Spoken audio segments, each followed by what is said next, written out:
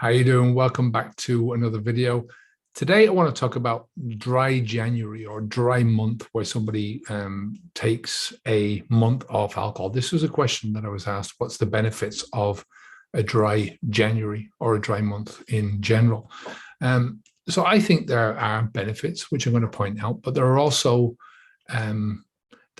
things where you're stuck in that 30-day time frame. So there's also disadvantages from the perspective of stopping drinking alcohol. And I'm going to explore some of the long-term benefits of stopping drinking alcohol permanently, and show you how the real benefits of stopping drinking alcohol are found in overcoming your fears and taking that leap of faith in yourself and in your own abilities and the vast potential that is going to be opened up in front of you because you're taking this chance. First, there's a lot of benefits to stopping drinking alcohol for 30 days, right? There's, for us on V2, when I'm coaching, one of the most difficult things is in those first 30 days to give people a personal experience of what it's like to live their life without alcohol. And that is invaluable, especially, like I said, in those early few days. It's has a lot of potential to get you thinking about your own future, to get you thinking about how alcohol has been affecting you in the past, all the problems that have been caused by alcohol in the past, and how a lot of those things can be ameliorated in the future because you're stopping, right? So from my perspective, 1 month without alcohol is never a bad thing. You're going through a lot of different changes in your system. You're going through, it's a month where you're not putting alcohol inside of your body, and that's never a bad thing, right? So before we go on any further, if you want to take part in our quick start preparation guide, we've got that down below. It's absolutely free. We've had over 10,000 people that have signed up for this course so far. So it's been fairly successful. It just basically gives you an idea of where you should be at the end of, it takes an hour to do this. Normally, we've condensed our normal 15-day preparation into this. So a lot of good information there. And if you're just starting out, please take that course. It's, like I say, it's less than an hour and it's absolutely free. Click on the link below. We'll be ending our 100 videos. I think we've only got another 3 after this one, I think. And like I said before, it's been a real blessing to be able to do this. We passed the 50,000 subscriber mark where we're doing this, so that was a real pleasure to do that. Just to see so many people have trust in and faith in what we're teaching here on the channel. So it's been a real blessing for us. But we will be continuing. We'll be publishing at least 1 video a week. So every Sunday we'll be publishing a video for the foreseeable future. If you want daily structured videos for a full year, which leads you through our whole process, then you can see our platform, which is up here, that side, which is www.habitsv2.com. All right, so let's look at the real benefits. Talking about real benefits, I'm talking about things that are outside of the instant gratification. I think 30 days just leads into an instant gratification mentality of things, right? It's not enough time to feel any real benefits of stopping drinking. It's enough to get a taster, but as soon as you drink again, you're going to go back to normal. You're going to go back to the same old. I mean, for me, whenever I stopped drinking for a long time, I was always looking forward to starting drinking again, and I would always go on a blast. I drink far more than I would have normally drank. Like I said, there's a lot of benefits to it in terms of, you're giving your body a break, but, it's not going to last that long. When you only stop for 30 days, you're going back. So there's a different mindset to it. There's a different mindset starting out. It's like a Band-Aid mentality. For me, whenever I stopped for any length of time, it was sort of like massaging my ego. It was sort of making me think in terms of I'm doing something permanently good for myself, and to slap myself on the back, So I want you to listen to a few advantages of stopping drinking alcohol permanently. I want to talk about, That's the whole point of this channel, is to try and get as many people as we can to step across that line with the idea that they will never drink alcohol again, and to help them to see this change as being a fantastic change in their lives. So yes, fear is going to be a big concern for anybody who's making a big change. Anybody who's stopping smoking or stopping drinking or going, trying to build a new lifestyle for themselves, this fear. One of my jobs as a coach is to try and eliminate that fear as much as possible. And for me, it's not that difficult for me to do. Once we can sort of bring logic into it and common sense, we can break things down from a rational point of view. All of those things that cause anxiety, the thoughts behind those fears, once we break those down, it's very easy for people to step across this into the new journey with a lot more self-confidence than they used to have, right? So most of what causes the fear, that causes the anxiety, is not grounded in reality. It's caused by surrounding expectations, expectations of other people that have already gone through this, expectations of people, organizations such as the AA, which say, you're always going to be an alcoholic, you're always going to be in this thing, you never have a drink again, and blah, blah, blah. It's all this kind of idea about you're losing something in your life, that there's something wrong with you, and that this is going to cause you to have certain things that you can't have in your life because of this. Now, I'm the opposite way. I think of this as a way that is opening your life up to plenty, right? So, like I said, a lot of the fear, a lot of the anxiety is caused by surrounding expectations, and it's also caused by the inner narrative. What you focus on is what you get. My job is to kind of expose the reality of the new journey. Like I said, to show you the potential that you're going to open up to yourself, to get you to see the truth and the falsity of your own expectations, to see the sort of the group lies, that the group untruths, the falsities that hide behind those expectations and the stories that you tell yourself. So it's about getting clarity about what's really going on. And I think that it does make a huge difference. It makes a huge difference in your levels of self-confidence and in your levels of motivation to really carry you forwards. So when you determine to stop for good, you're also going to experience discomfort, right? But that's all it is. And you have to look at the discomfort that you're experiencing beforehand and compare that with the discomfort that you're going to go through.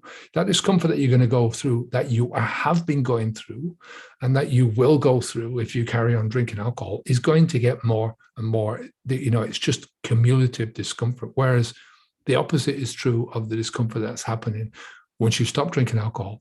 That will get less and less. And you will start to experience more and more comfort in your life, and real comfort and real a balanced life, which brings about that kind of happiness, if you like, for want of a better word.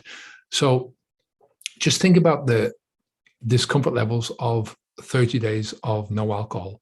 What are you actually achieving? What is it that you're setting out to do? Yes, you're 30 days alcohol free, but what then? What do you do then?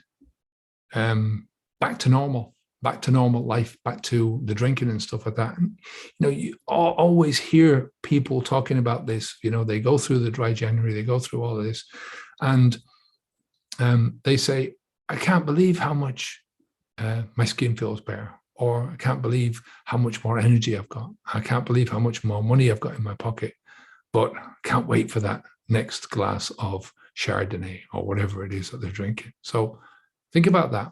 What are you going to do afterwards?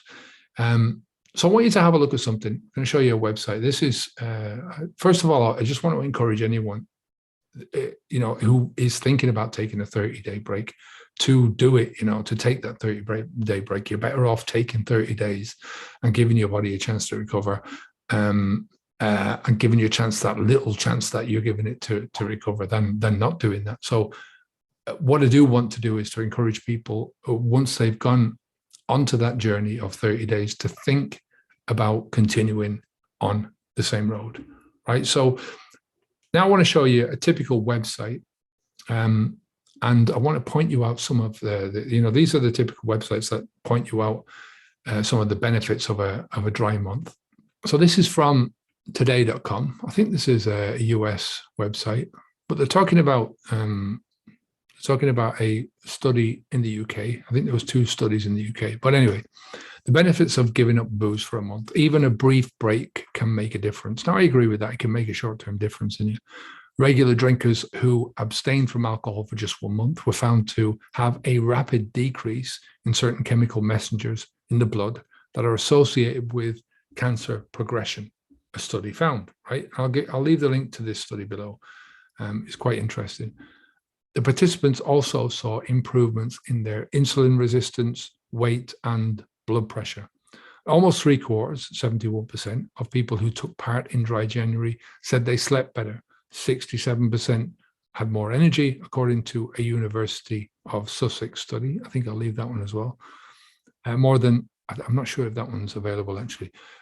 More than half, 58% lost weight and 54% reported better skin. They go on to say that people have a sense of achievement, they feel better, mentally sharper. Heavy drinkers who take a break might also notice that there's less heartburn, reflux. I definitely noticed that when I stopped. They feel less irritable, anxious, and have fewer headaches, right? He and this guy's, whoever this caution 30-day abstinence from alcohol won't erase the damage of years of heavy drinking can do, but if women are more vulnerable, right? So you can read the rest of this article. So remember, this piece is coming from the starting point, if you like, of alcohol being normal in our society, right? A normal and an overall harmless thing to do, right? If you control it, if you're responsible for it, instead of one of the most dangerous drugs in the world. If alcohol was invented today, it would never get through for human consumption. I mean, it's just a brutal substance to be putting into your body over the long term, right? So that article, what I just want to talk about that is that taking 30 days away from alcohol before going back to your alcohol use again is a bit like living in a smog-ridden city. Let's, imagine the worst smog-ridden city that you can think of, just smog everywhere. And you take a break and you go off into the countryside, take a month off, and you notice all those benefits of the fresh air and the tranquility and the peace and quiet and just that easygoing living. You notice the health benefits, you notice the benefits in your skin, you notice that you're sleeping better, you notice all these things about yourself. And then you take up after that month and you go right back into that toxic environment, right? It's exactly the same thing that's happening here. People notice these benefits straight away because they're going through that first phase of allowing their body to detox basically away from the alcohol. So they're noticing that benefit for a month, right? They're not getting a lot of the psychological benefits because, like I said, there's a different way of that they're approaching this. They're approaching this 30 days that they know they're going back onto the alcohol again. So they know that, 30 days down the road, they're going to go back onto it. So they're not having to go through that long-term that thinking about the long term and how they're going to change this or how they're going to change that. When you stop drinking alcohol for good, like I said, there's a lot of chaos that is introduced into your life straight away. But it's if you can deal with this in a systematic way, if you can deal with this in a way that leads you step by step through this. This is what we try and do all the time, is just to hold people's hand, take them across several different bridges to get to several different landing sites on the other side that really help them to take this whole journey in stages and steps. And once you can do that, you'll notice that the benefits, the chaos is not as mad. The chaos is taken in smaller chunks and you're gradually creating stability out of the chaos. But psychologically, once you get to 30 days alcohol free, right, and you know that you're going to carry on with this journey, it's such a great milestone to achieve. Like I said, the benefits to anyone who stops drinking alcohol for good for 30 days are going to be there, right? The physical benefits, they're going to be the same as if you stopped drinking alcohol for good, right? Those 30 days are going to bring you the similar benefits, right? But the benefits are only short-lived. The damage is going to continue to mount, and it just, like I said, there's a totally different motivation in this. the motivation to stop drinking alcohol for 30 days is not health, right? Don't kid yourself that it's health. If it was health, you would never put this stuff into your body ever again, because you notice the definite benefits of stopping. And that in reverse has shown you all the consequences of putting this stuff into your body. So it's not about health. It's not about a reset, because the reset value of stopping drinking alcohol for 30 days is negligible, because, it doesn't take very long before, your brain remembers the tolerance levels, your brain remembers the habit. It's not enough time to get rid of either of those things. And you might get drunker a bit quicker in the first couple of days, but you'll soon be back to previous levels, if not worse. And think about when you get to that 30 days. I used to always do this. I congratulated myself on my sacrifice, and now I wanted to party. You know what I mean? So it would normally be, dry January is a typical thing. You get it over with at the beginning of the year, and then you can spend the rest of the year doing what the fuck you want, So, but think about the financial, there's no financial really rewards with it. You save a month's worth of money. So what, you're probably going to spend that on something else anyway. It's not going to do your relationships any good, because, if your relationships are being harmed by your alcohol drinking, what's 30 days going to do? It's going to give a false hope to the other person. Your career is not really going to do anything for that. Same as your family, same as your social life. So, I don't believe that it's any worse discomfort to actually go through that 30 days than if you're quitting drinking for good. All the triggers are there, the cravings are going to be there, the physical, mental effects are there. So, when it's only going to be a month, you can go back to your old ways of rationalizing your life, rationalizing that you've done a good thing, like I said. And yes, you have done a good thing by stopping for 30 days. It's a whole month that you've not allowed this poison to pass your lips. So you've saved yourself at least a month of your life. However, I found in my journey, in my coaching, that as with any moderation, in the long term, it gives you an excuse to just double down. And most people are going to hit back into the alcohol, not gently, but in full swing. Like I said, celebration, patting yourself on the back. They've been good, and now it's time to let their hair down. They deserve it. They want a reward.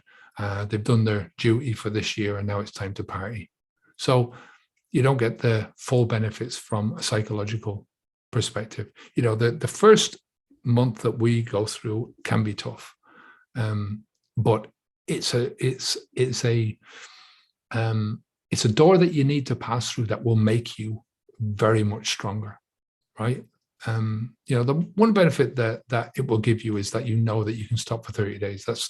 If you've done it in the past, and anyone that comes to me and says to me, look, I've done 30 days here and there in the past, or I've done a dry January, dry October, I'm delighted with that, because at least they can see, they have that experience of what they want to do. So, you've had a dry run, so to speak, and that experience can be invaluable later on if you decide to stop drinking alcohol altogether. All right, so I'm going to stop it there for today. I hope you got something out of that video.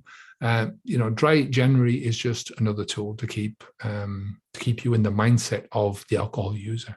It's keeping you in that destructive downward spiral that is inevitable when your pleasure, and I say pleasure with a pinch of salt, when your pleasure relies on consuming a mind-altering toxin. Of course, there are benefits to stopping 30 days, but they're going to disappear as soon as you start drinking again. The real benefits, whether they be to health, your finances, relationships, social, spiritual, these are only going to come about in a lasting way when you permanently eliminate this toxin from your life, and you change the ways of thinking, changing your old ways of thinking, so that you never go back to your old habit again. All right. Take care of yourself. If you want another video to watch, then you can watch this one here, which is forget about stopping drinking alcohol. Do this instead. All right. Take care of yourself. Onwards and upwards. Bye now.